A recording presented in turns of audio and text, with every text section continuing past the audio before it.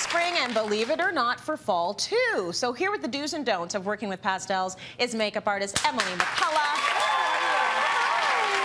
And we have our model Alyssa. So before we actually get to a demo, let's talk about the inspiration for all of this, which would be the Veronica Beard runway show. Yes. So you saw this look on the models. We've got a couple of shots of them right now, and you can see how the pastels work, because when you think about a pastel on an eye, you might be a little bit hesitant. Of course. Right? It's a little scary. Here are those shots right now. You can see from the runway. There's model number 1 with a lovely soft pink palette.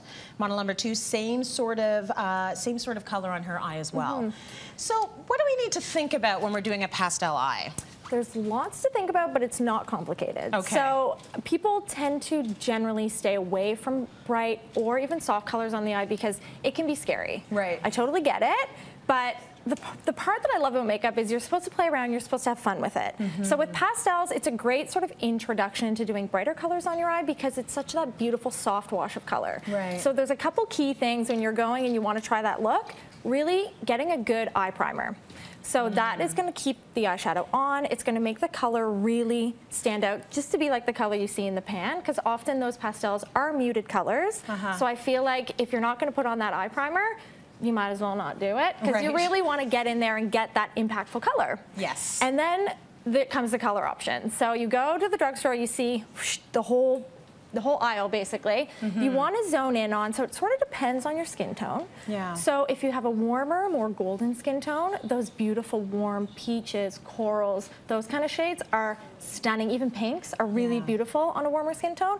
Cooler skin tones can go for more cooler colors. So the blues, the purples, anything that has that cooler undertone to it. Right. But that being said, I'm a big fan of like mixing it up. I don't think you have to stick to one shade or the other. It's really about what you're comfortable wearing and what you're comfortable applying. Okay, good. Yeah, and I think too it's important, like for lighter skin tones, I think they don't want to usually go too bright, but with a darker skin tone, you really want to focus on doing more of the brighter colors, because in the pan it's going to look pastel, but on your eye with a darker skin tone it can actually look a bit ashy and washed out. Right. So kind of aim deeper skin tones, aim for those more brighter, more impactful colors. Like more saturated. Exactly. Saturated is the perfect word. Okay. And you can always swatch them on your hand too. That's going to give you a good idea of a true representation of what the color really is going to look like. Okay. Yeah. So part of it for sure is about application, because you're doing a wash of color, but we even noticed with the lighting here in studio, you have to do so much sort of padding in place to get that saturation to show. So that's going to be up to you to gauge how much you want it to show. Exactly. And I think too, it's having the right tools at hand is so important,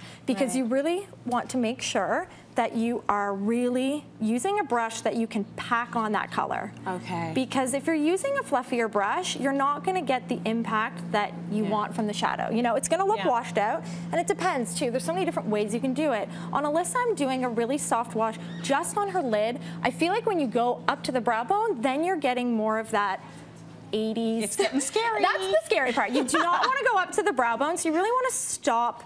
You can just do it right on the lid of the eye, or if you're just warming up to it, just put a little bit underneath your eye, or just right where your liner would be. It's going to give that little pop, but it's not going to be overwhelming. But Alyssa's such, like, she's got beautiful eyes, she's got so much space, so I'm really just putting it all over her lid. But play around with it. There's no rules, there's no one way or the other. You can really do whatever you want, and I feel like women get so scared about makeup. Yeah. Like, there's no need to be scared of color. You can wash it off. Exactly. Right? Take a wipe. Yes. You're done. Once you've figured out if you're warm or cool, the rest is pretty easy in terms of application. Emily, thank you very much for that trend.